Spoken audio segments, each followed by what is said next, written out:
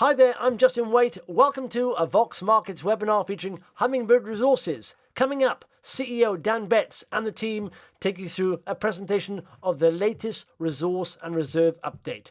After that, there'll be a live Q&A with the team, so if you'd like to submit a question, please do so using the chat function on the right. Okay, let's hand over to the team at Hummingbird Resources. Okay, thanks, Justin, and thanks everybody for your time dialing in today. This is a Hummingbird Resources Reserves and Resources Update presentation, and with me on the call we've got Norris Del Belutz, who is the Group Technical Services Manager, who has led the program to do all the work necessary to get to this point. We have Anthony Coken, who's the Group's Chief Operating Officer, and we have Ed Montgomery, who is Head of Strategy and ESG for Hummingbird Resources. Before we start, I note that we've had a number of questions come in that we will endeavour to answer after the presentation. I would just point out that this is not an operational update. The company is bringing out a Q2 operational update in the coming weeks. This is purely a reserves and resources update, although of course there are significant factors relating to resources and reserves that will lead into our operational performance, and we will endeavour to answer any questions relevant to that. I'll give you a little bit of an operational update just before we lead in, though, just to get everybody up to date. I note that yesterday sanctions were partially lifted in Mali, which is a positive sign. It's been a difficult operating environment there for a while, and these sanctions being lifted should hopefully alleviate some pressures we've been facing. I would note, though, there's still challenges with the Russian situation having an impact on fuel costs and things like that in Mali. Operational performance in Mali has been steadily improving, and we'll give more details of that in the Q2 update. In Liberia, we recently announced, our partners Pasofino recently announced the results of a definitive feasibility study that is the result of $32 million of expenditure and 18 months work. The results of that feasibility study show an extremely robust and valuable asset that we are now working closely with Pasofino to develop value for all shareholders and take the project forward. And at Caruso, our development mine in Guinea, we are currently on track and on budget to pour first gold by the end of Q2 2023. There'll be more details about Caruso in the Q2 update, but we're at the point where we are finally negotiating final points on key contracts with mining contractors, power tenderers, and going through an operational readiness exercise throughout the whole business. So without further ado, I'm going to hand over to Norris to talk you through this presentation on the reserves and resources relating to the group. But before he does, I would just say I think there's been a tremendous amount of work in this, Norris. Thanks very much for all your effort. And actually, a 4.13 million ounce reserve for the group is a significant number in a 7.28 million ounce resource, making Hummingbird a significant resource holder in gold inventory in West Africa. So over to you, Norris.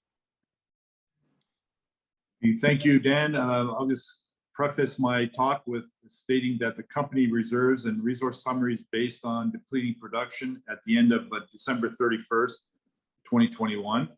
And we used a $1,500 per ounce gold price for Yanfolila and Caruso. The Dugbe resources and reserves, we're using higher prices, $1,700 for the resource and $1,600 for the reserve. Overall, our company reserves and resources have increased, very healthy. The company reserves increased materially to over 4 million ounces from the previous statements. And to break it down by area, at Yanfolila, we had a net increase of 13,000 ounces, about 2%.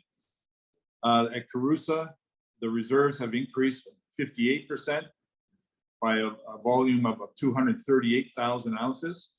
And the grade is at 4.15.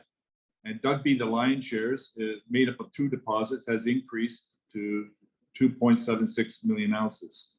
So all in, talking about the company resources, we have increased the resource base up to 7.28 million ounces. And that's an increase of 8% from previous. Going into the details at Yanfolila, we had a net increase of 13,000 ounces, and it's broken up into the 5 different deposits.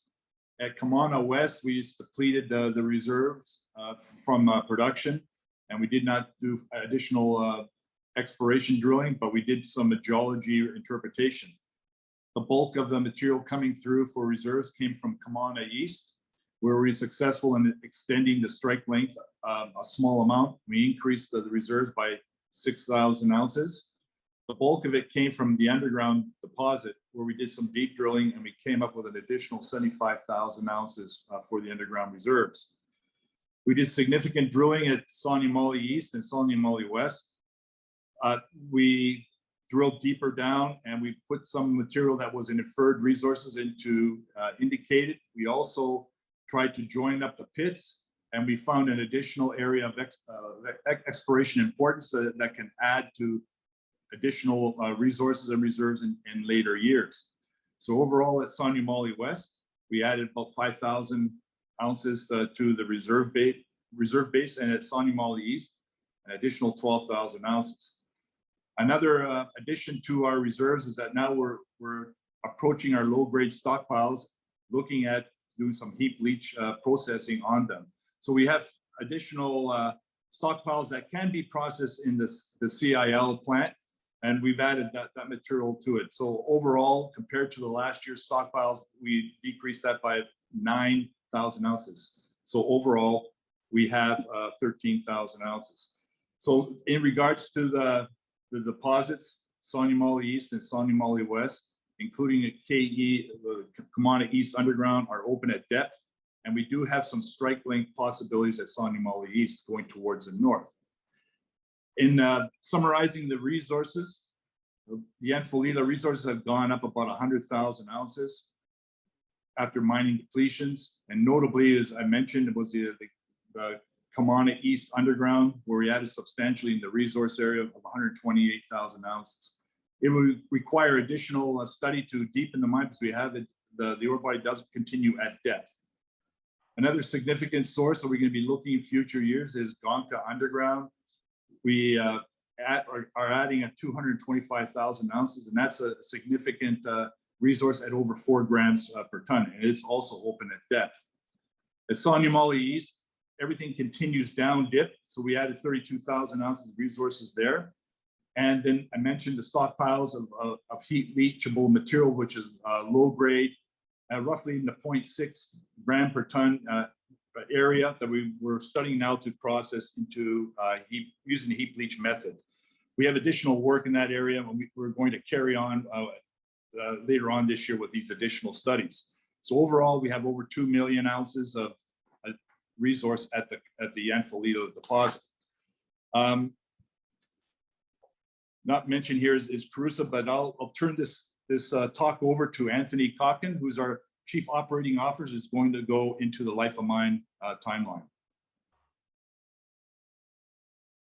Before I go into the timeline here of Yanfolila, I just want to articulate the reserves update process is now an annualised process with a dedicated study path, and has a technical program with our own in-house technical expertise.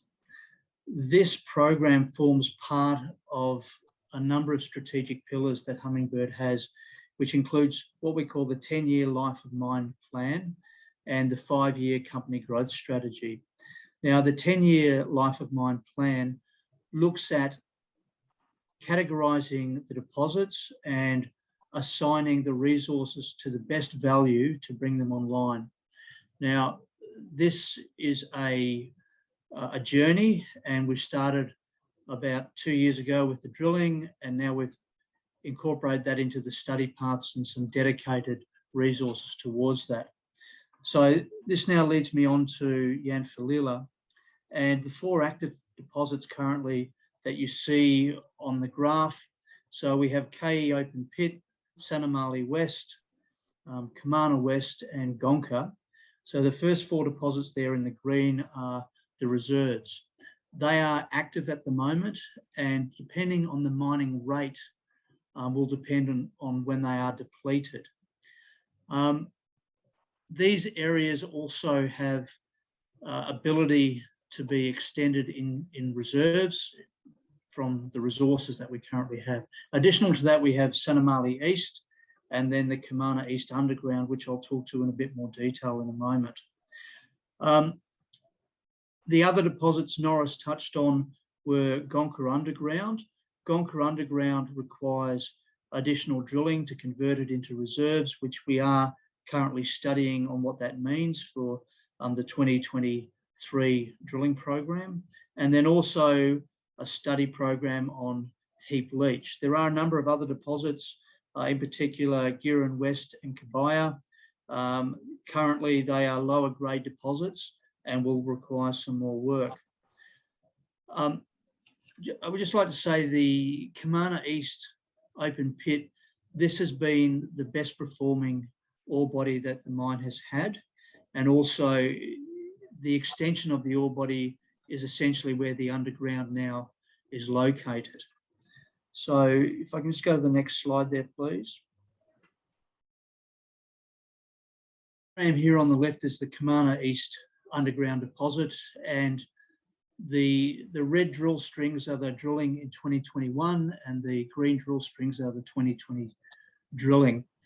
The intent here was infill and was the conversion, which we were successful with the reserves update, increasing the reserves by 37% to 278,000 ounces at 3.94 grams per tonne. The current design on this mine is circa 40 to 50,000 ounces per annum, which will be a direct feed into the current CIL plant on site. The reserves for 2022 are completed. However, we are still completing the detailed scheduling to see where this fits into the mine plan. This work is being undertaken by now a dedicated underground team. We have a team of technical and operational expertise within the company now who are actively working on this. So if we just move over to Carusa, onto the reserves, I'll hand back over to you, Norris. Okay, thank you, Anthony. The Carusa reserves was also a successful venture in increasing the reserve base. Number one was at Koi Koi, where we upgraded the reserves about 137,000 ounces at a higher grade. So the grade went up about 7%. And we released a maiden reserve for King Kinney with about 101,000 ounces. Koi Koi is higher grade and it's open at depth, so there's still more potential down the road. The resource increase at Carusa from Koi Koi and King Kinney, there is still potential for additional resources, and we increased the resource from the drilling of last year by about 22,000 ounces. A note from this is that we're still receiving results from 23 holes that did not make it into the reserve base, and we're just waiting for the assays to turn around because there's about 5,400 samples that need to be processed. So overall for reserves, we increased everything up to a total of about 650,000 ounces. On the resource side, a lot of our drilling was concentrated in converting inferred resource over to indicated so that we can update the reserve base.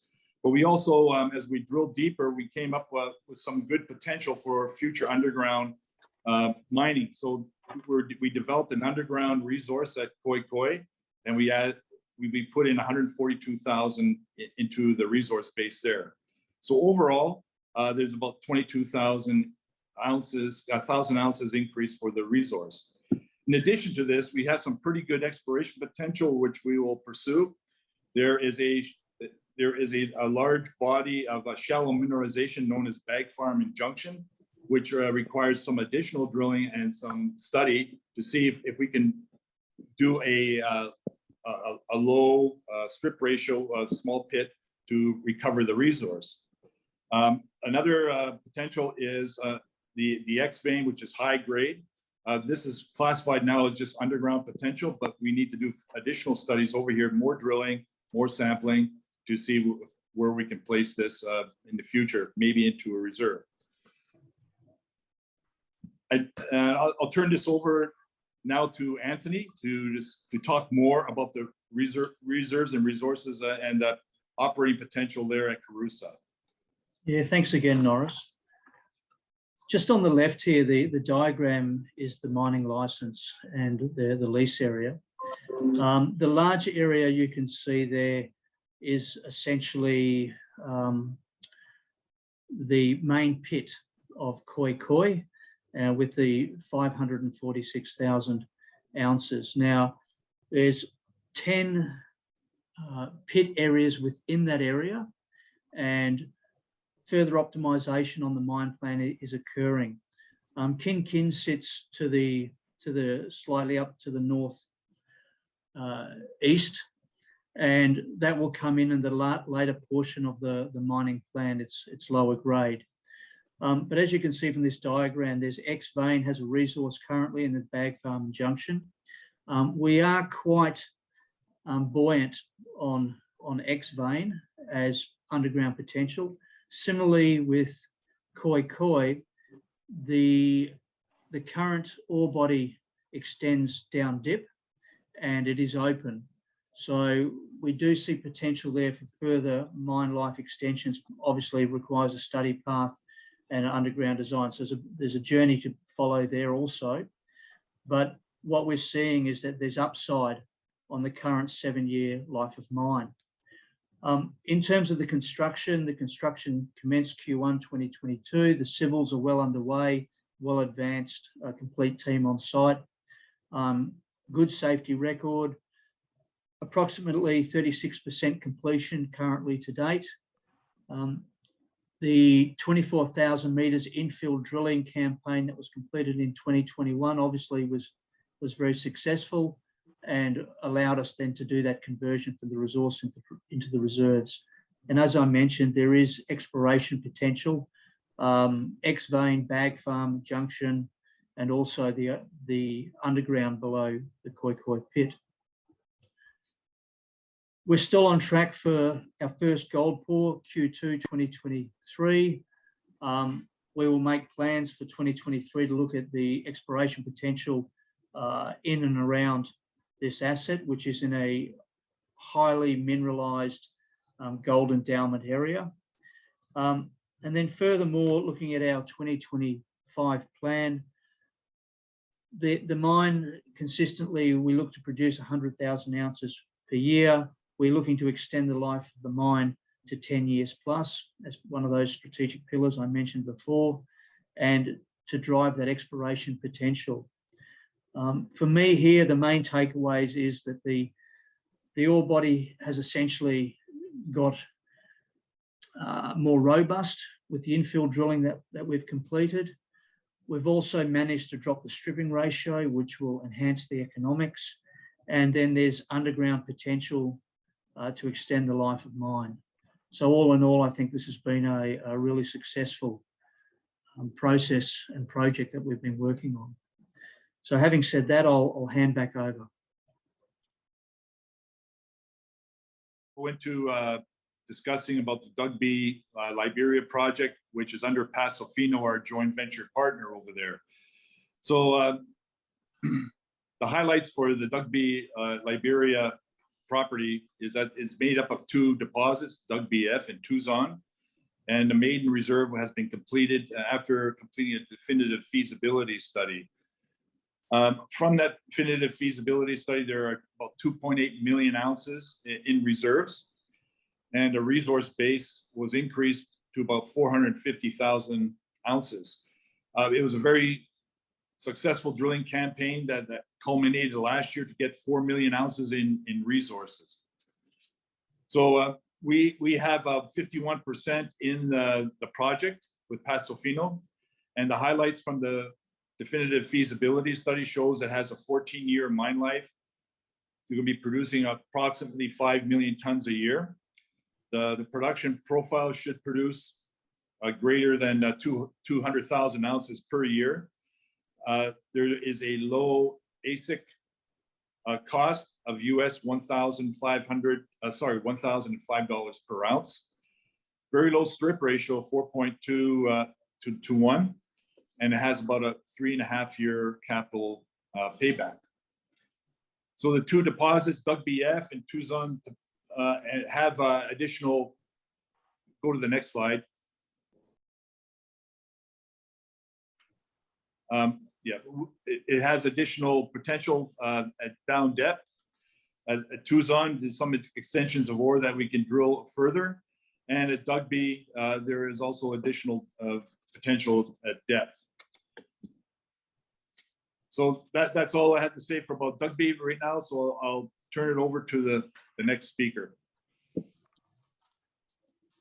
Okay, thanks, Norris. That would be me. To wrap up, I would just like to first of all say thanks, Norris, to you and the team for all your hard work. And I'd like to just take a step back really and say that I think this reserve and resource statement is a key part of the company's strategy to develop a robust resource and reserve base. And when I say take a step back, I mean, if you think back a long time now, but when we started this company, it was maiden exploration in a greenfields country with no maps. And today you have a company with production, development, and exploration. You've got a reserve base of over 4 million ounces of gold, which I know this is a bit of a glib statistic, but that's over $7.5 billion of gold value at today's price. I know it costs a bit of money to get it out of the ground, but it's a staggering number when you think of the context of Hummingbird in the market today. 7.1 million ounce resource base is $13 billion of value at today's gold price. So, where does this leave us? I think it's worth going through our priorities. So what you've heard is Carusa has phenomenal grade, and we are obviously focused on building Carusa, and we're very focused on the budget and the timelines for building the project and getting it into production to diversify ourselves as a company. But we really want to explore more at Carusa to develop the resource base there and extend the mine life. At Yanfolila, much has obviously been made of the operational performance of the mine, but surely that is priced in terms of risk into the market. I think what you have here is clear sight that the underground mine at Yanfolila is real. It's developing strategic importance, and we're looking to bring that into the mine plan to underpin longer term performance going forward into the future, and mean that we are a truly multi-asset mining company. And at Dubi in Liberia, you've got truly extraordinary exploration potential. And now that this is underpinned by a robust DFS with probably one of the biggest maiden reserves in recent history in West Africa, I think that the value proposition for Hummingbird is pretty staggering and made all the more real by this reserve and resource statement. So I think without further ado, let's hand it over to any questions, and thanks everyone again for your time and hard work. Excellent stuff. Thank you, guys. Thanks very much. Now let's get the questions. There's a load of them. Okay, so I know we've been having issues connecting with Dan, but hopefully Dan can be on sooner or later. If Dan's not the CEO, we do have Ed Montgomery, Chief Strategy Officer and ESG Officer, Anthony Coken, Chief Operating Officer, and Norris Devell-Belleuse, Chief Group Technical Services Manager. Okay, guys, first question. Several questions relating to Mali sanctions being lifted. What are the expected changes from the sanctions being lifted in Mali? Will the company see any cost improvements, recovery of VAT expectations, other things to be aware of? Justin, I can take that one. Yes, as we saw yesterday, the sanctions were lifted in Mali, which is positive news. I think, as Dan alluded to in the opening remarks, I think really the positive for us is the ability now to have more freedom of movement of goods and services and people, which we've been restricted on for quite some time. I think also for the government, I'm not talking on behalf of the government, but the restrictions they've been placed under in terms of financial constraints and movement of foreign currencies, I think that lifting is a positive. In terms of VAT recovery, I would say that, look, we're expecting to start offsetting our VAT due to us against other taxes from here based on previous discussions with the government and what we've done historically. So hopefully that is a net positive. In terms of, you mentioned cost improvements, I think that's going to be pretty difficult to quantify. I think the main thing, as I said, is the movement of goods, services and people, in particular, given the cost inflationary environment we're in particular for fuel. So hopefully that answers the question, Justin. Yeah. Okay. Several questions about the overall level of satisfaction with the 2022 reserves and resources statements. So, are you happy with the reserves and resources versus the drilling you've completed in 2021? In particular, this is about Yanafalila here. I Maybe guess to you, that Anthony. question I guess that question is directed to me, and the answer is yes. We're quite happy with the drilling results of 2021. And I can go elaborate in more detail. At Yanfalila, the primary purpose of the resource drilling was to upgrade inferred resources into a state of indicated or measured, so that we can do a conversion into reserves. The drilling did accomplish this. We also found additional drill targets for the following year. We can extend the strike length of Kamana East and Sanimali West towards the north, and the Sanimali East pit towards the east. We can enlarge that pit just from some of the hits that we had. So all of the deposits, we found that the Kamana East, Sanimali East, and Sanimali West are all open at depth. And particularly at Gonka, a resource base from the drilling has found that the grade gets better at depth, and with additional drilling, we can add those resources into reserve with further good drill results and an underground study afterwards to do some underground mining. At Carusa, it was particularly good. We had quite a bit of inferred resource last year, and we converted that over into an indicated stage, and we were able to at Koi add and update the reserves, and the grade was higher. Also with that, because of that drilling, we found additional mineralization at depth, which we put into a resource base for potential underground. And as we follow up with more drilling, we can increase that resource for potential underground mining. Okay, and you sort of touched on it there, but there's someone saying, are you intending to do any further drilling between now and next year's resource and reserve statement update? What will be the intention of such drilling? What locations, and what is the budget, and how do you envisage balancing exploration given liquidity constraints? Yeah, thanks, Justin. I'll take this one. The budget this year is a modest $2 million USD. We are still processing samples from Carusa as part of the assays, and so they'll actually go into a further update that we'll do obviously next year. The key intent of what we're looking for going forward is really those underground targets that Norris just described. Is the Gonka underground, which we are seeing very good grades with what we have already, Carusa, X-Vein and Bag Farm, and then obviously underground Koi, which is a bit further off. So all in all, we're putting our plans together for next year. This year has been really about analysing the vast amount of data and model updates that we've been undertaking. And from there, we'll prioritise our targets going into 2023. Okay. Given that the resources and reserve statement has been prepared based on a gold price of $1,500, if gold price rose to $2,000, what additional mining would you target both the Yanfalila and Carusa that isn't currently in the resource and reserve statement? Okay, thanks, Justin. The gold price we chose was $1,500, and obviously there's volatility in the gold and due to market influences. At this price, it allows us a margin and a risk mitigation factor.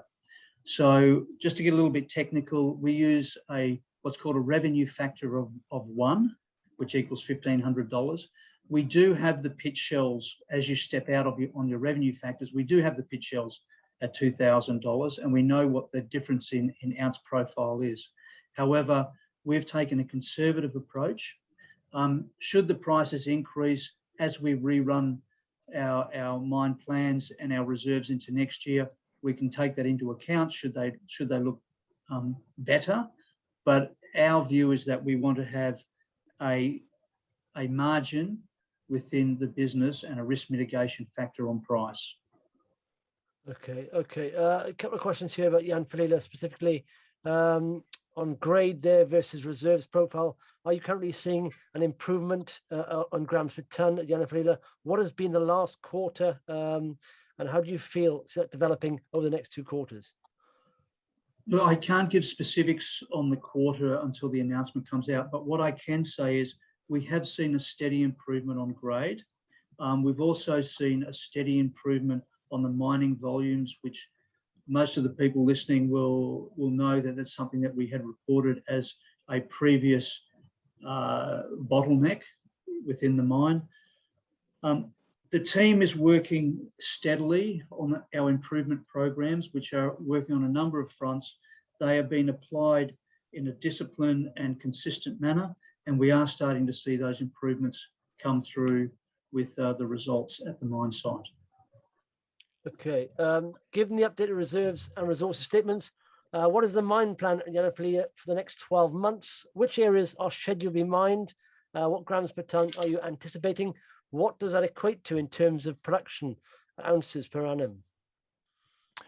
Well, maybe I can answer that. I think Anthony went through that on, I think it was slide 8, in terms of going through details in terms of which pits are active over the next 24 months. We've got 4 key pits active over the next 24 months.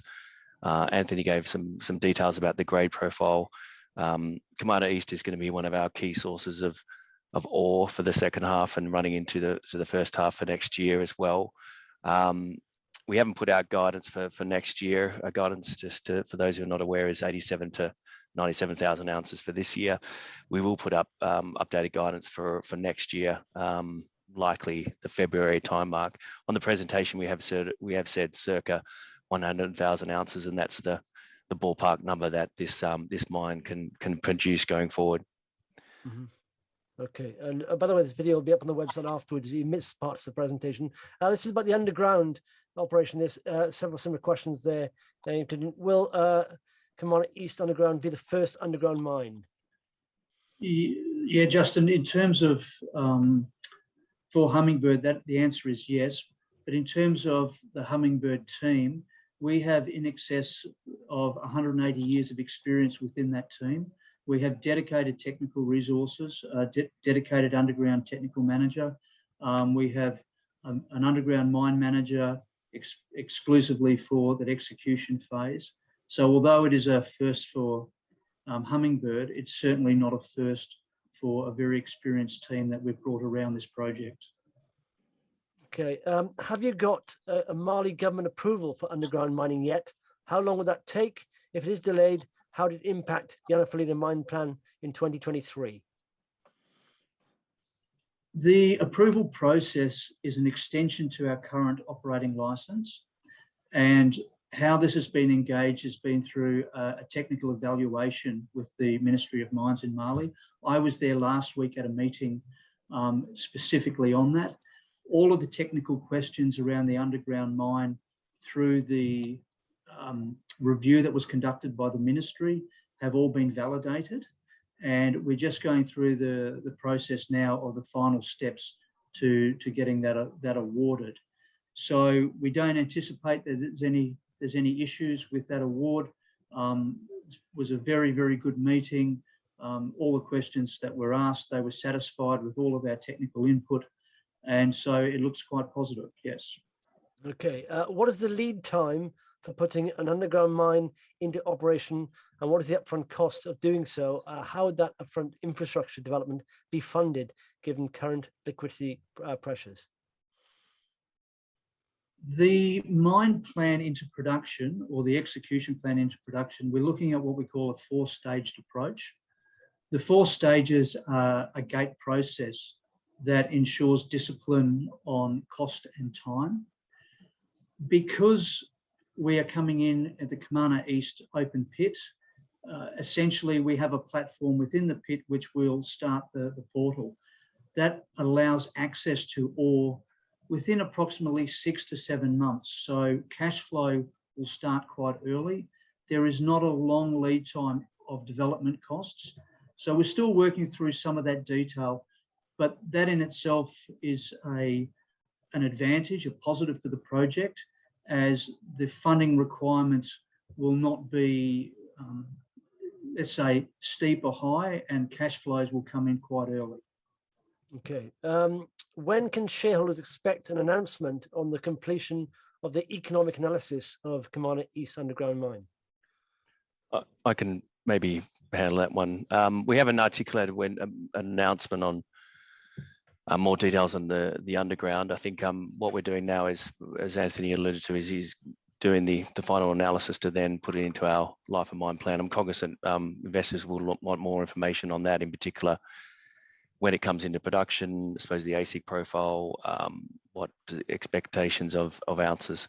I would say probably by the year end is how we're looking at it, but we just want to do the financial analysis and the putting into our mine plan right now, as Anthony has alluded to. But we will provide a bit more of an update where we're at our next quarterlies and then Q3.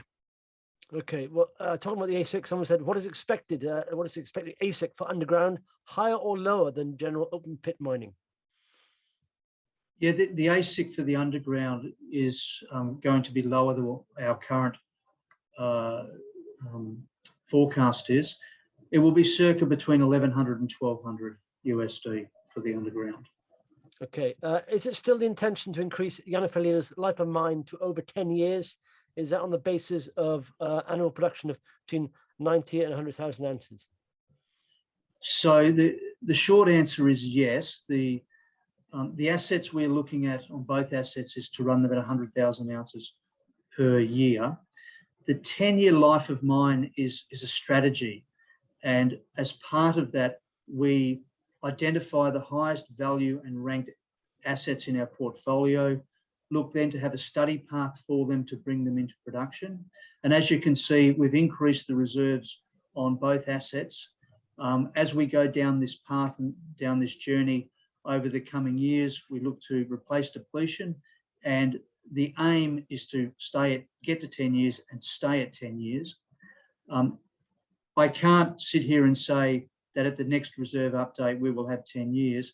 This is a program that builds on itself, and it builds on knowledge and information as you move down the data path.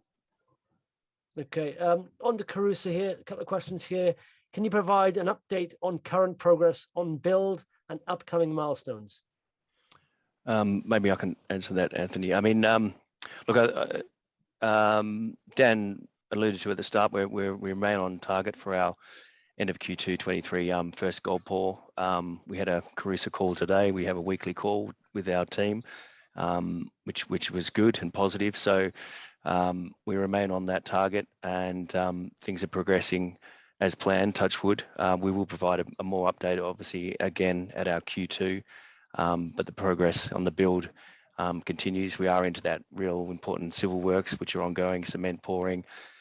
We've endeavoured to keep investors updated with our drone footage. We'll look to do that. We've got a time-lapse camera is operating, so hopefully we can update investors on that in a relatively short basis in terms of just visuals. But as we stand today, it's on target for that end of Q2 23 first gold pour.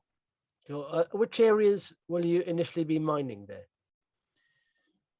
Essentially what we call pit 4. So on the diagrams where we looked at Carusa, the 10 pits that I described, essentially in the center, there's an area called pit 4. That's where we will be targeting. There's shallow mineralization at good grades for that, and to bring on early cash flows. Okay. What learnings are you putting in place with the mine planning at Carusa to avoid operational issues that have impacted Yanfolila? So one of the things that we're focusing on is operational readiness, is also all of the onboarding and the skills and the team that we require. So we've got a detailed plan and looking at in the market for specific skills and individuals. So that's all well in advance. We are cognizant that it is a buoyant market out there. So we are well ahead of this. Also, our operational execution of deploying our contractors, making sure that everything is ready. So this has got a fair bit of detail behind it, and we're obviously focusing on it to make sure that anything that was a learning from Yanfolila is certainly being incorporated into this startup. Okay, moving on to Duby, what are the plans for Duby and Pasofino now that the feasibility study has been published? Maybe best I handle that one. On the, I believe it was the 13th of June, we put out a release on the feasibility study results that were issued by Pasofino. We put them out straight after they went out on the TSX. In that release, we did highlight that we're now in a strategic review of the best options now we have to create shareholder value for that asset. We're very cognizant that shareholders have been very patient on that asset, but now we have a feasibility study result out. We're working closely with our partners Pasofino on looking at the strategic options to monetize that asset. I sit on that. We have a weekly detailed call on that, which I sit on and pushing forward. I would also note that, look, when I talk to investors, you know, I see that as a bit of a sleeper in our stock. You know, there's no value in that. I mean, well, people may say that for Carus as well, but that's a fundamentally big reserve resource base, and we see there's real value in that. And we're cognizant now we just need to deliver a strategic value for shareholders, and then we're on that path. And it's very much in my bucket as well as the senior executives to deliver that. Mm-hmm. Is management considering a secondary listing on TSX, perhaps via the Pasofino holding? It's not something we're actively pursuing, but it's has been raised before, and at the board level we'll consider it, I think. But at this time, it's not in our plans. But we're cognizant about it. I understand the rationale for it, opening up new investors and the likes, but just not at the minute. But we'll remain open to that. Okay, well, three has come in. We've pretty much replicated all the other ones, been repeats of others, but here's one here. Could you comment on the market for drilling rigs? Are you having to pay a premium? Maybe Anthony, on you. I'll field that. The answer to that is no. When I was actually in Mali last week, the mines department there has a subsidiary, and they were advising us and gave us a presentation of the rigs they have available. We have numerous leads on numerous companies with rigs available in Mali and in West Africa. Okay. Are you considering selling some assets and using the proceeds to increase production? I can answer that. Well, in terms of Dugbe, there's a strategic review on that, so we'll see where that lands. In terms of if that is one eventuality and using those proceeds to increase production, don't think we've decided on that. I mean, we've got a program to meet our guidance expectations at Yanfolila, get our Carusa asset into production, and then look to double our production profile as things currently stand. But you know, should there be extra capital, we'll decide as and where that's best to deploy to create the shareholder value. Okay. Hopefully that answers that. Yeah. And final one, considering we're obsessed with the weather in the UK, it's nice to end on a weather question. What has the weather been like in Mali between April and June this year? Has there been any severe weather incidents that would disrupt a mining operation? It's been a relatively quiet start to the wet season. We have what we call a wet weather plan, which is deployed obviously well into the dry season. That was executed. Pumps, drainage, road surfaces, all of those things that should be in place are in place. So, and it's been a slow start to the wet season. So we haven't seen any adverse effects outside of what we've planned for. Excellent stuff. Okay, we did have problems getting Dan up here, but for some closing remarks, so I'll leave it to one of you guys for closing remarks. Ed, Morris. Yeah. Yeah, maybe I can just close up. Well, firstly, thanks for everyone for dialing in at the end of the day, and thank you, Norris, for all your team's efforts. Hopefully, we've given you some real detail about our reserves and resources profile of the company. And via this webinar, we've made a conscious effort this year to host more webinars. We did one with the Investor Meet company earlier in the year, and with this, we're cognizant there's been some more questions coming in on the operations. We're not trying to skirt the issue in terms of answering them, but we will look to provide those answers in our upcoming Q2. And in terms of news flow, yeah, we're having our Q2. We should expect that out in the coming weeks, likely the third week. As we've decided, articulated, looking for the to continue improvement at Yankalilla, maintain our on target and budget for Carusa to deliver that asset and provide strategic value for Dugby. So on that, I think, thank you all again for joining, and we'll look to do another webinar relatively soon. Thank you, Justin, for hosting. Excellent stuff. Thanks, Ed, and thanks, Anthony and Norris, and thanks for everyone for tuning in. By the way, if you missed some of it or you want to watch it again, it will be on the website in a couple of days. In the meantime, thank you very much. Speak soon. Thanks, Justin. Thank you. Goodbye. Thank you, Justin.